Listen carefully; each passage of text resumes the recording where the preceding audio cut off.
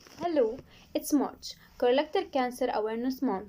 Colorectal cancer begins when healthy cells in the colon or rectal begins to grow out of control, and every 1 out of 20 people is diagnosed with colorectal cancer. For example, diabetic and obese people are at higher risk, besides the age, being above 45 years old.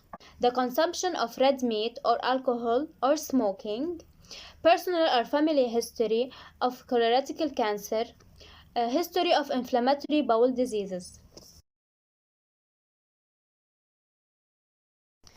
7 out of 10 diagnosed people have no symptoms, but the symptoms might be weight loss, diarrhea, abdominal discomfort like gas or pain, rectal bleeding.